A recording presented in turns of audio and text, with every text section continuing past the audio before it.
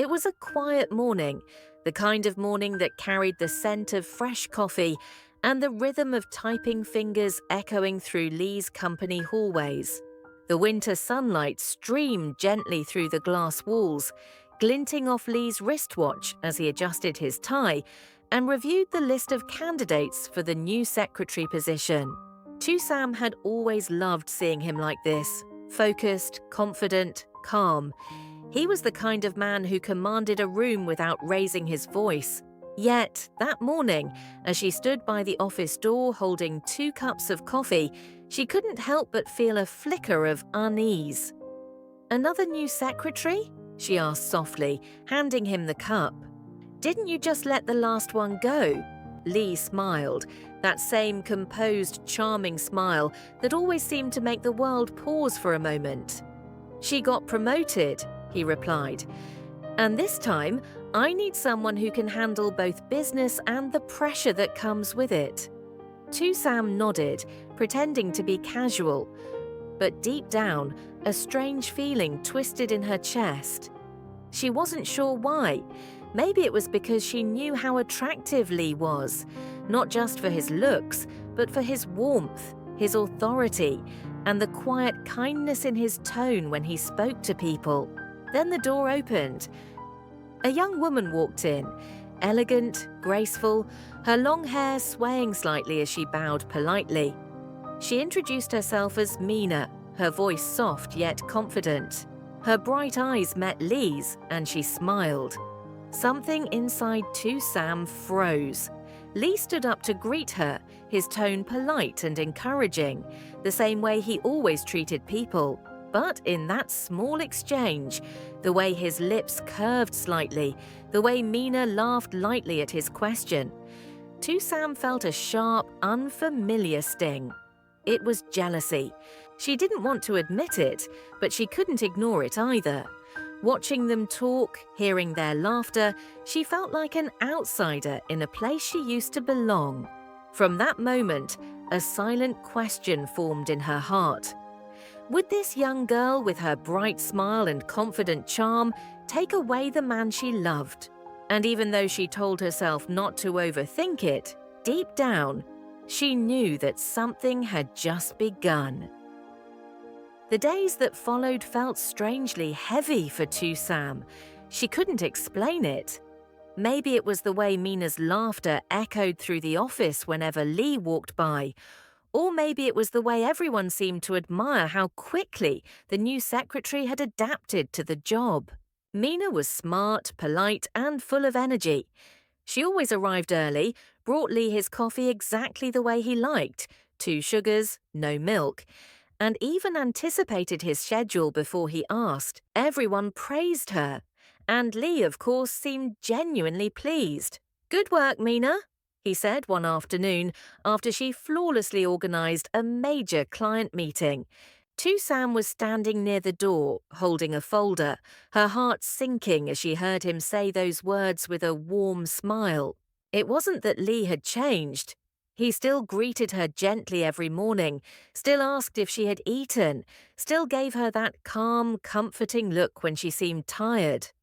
But something felt different. The moments that used to belong to just the 2 of them were now shared, divided by Mina's presence.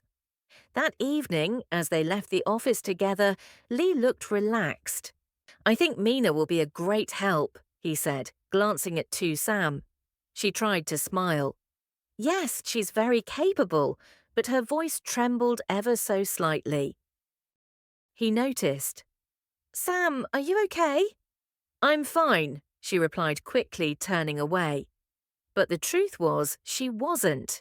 When they got into the car, the silence between them grew heavier than the night outside. Sam stared out the window, watching the city lights blur past. In her chest, a storm was brewing, the kind of quiet pain that only someone in love could understand. At home, while Lee took a phone call from work, most likely Mina updating him on something, Sam sat by the window, hugging her knees. She remembered the early days of their love, when Lee used to rush home just to see her smile, when she was the only one who made him laugh that way. Now that laughter was being shared, and though she told herself it was foolish to feel this way, she couldn't deny it anymore. She was jealous. It wasn't about the secretary, really. It was about fear. Fear of losing the warmth she had found after so many lonely years. Fear that someone younger, brighter and freer might take it all away. As she lay in bed that night, pretending to sleep when Lee came to check on her, a single thought echoed in her mind. Maybe love really isn't as unshakable as she once believed. The next morning, the office buzzed with quiet excitement.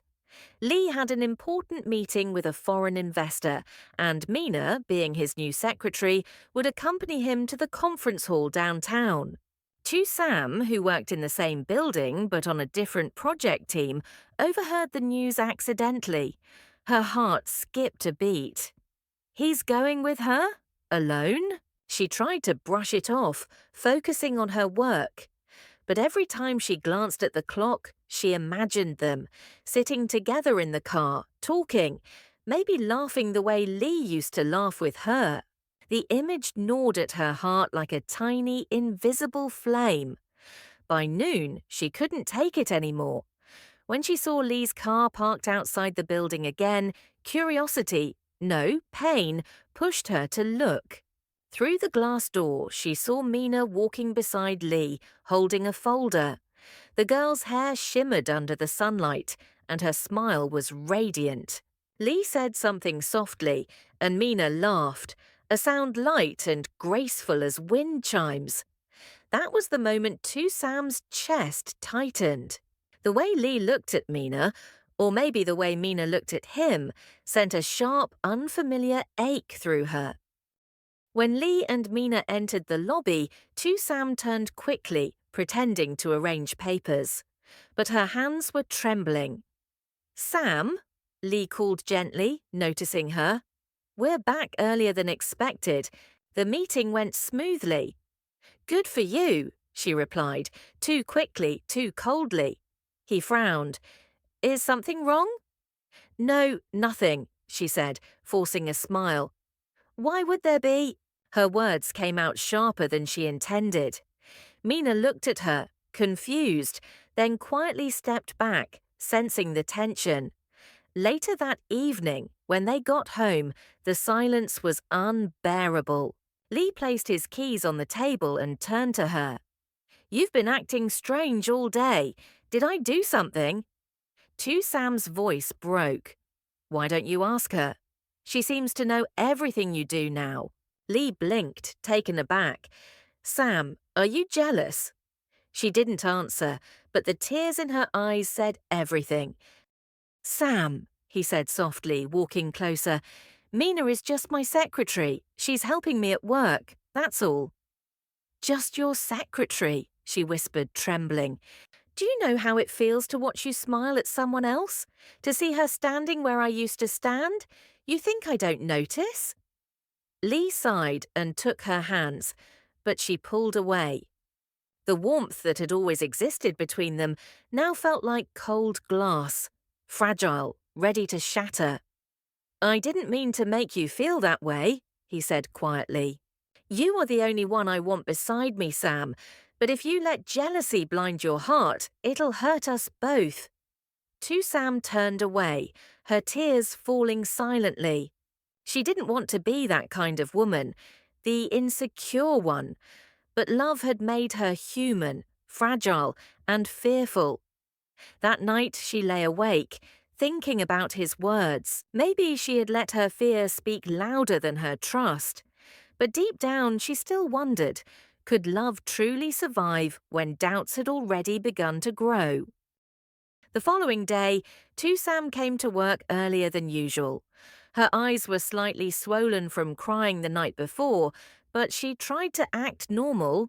She told herself she wouldn't let emotions control her again. She would be calm, professional, distant if she needed to. But the moment she stepped into the building, she saw something unexpected. In the main lobby, a large bouquet of white lilies stood on the reception desk, her favourite flowers.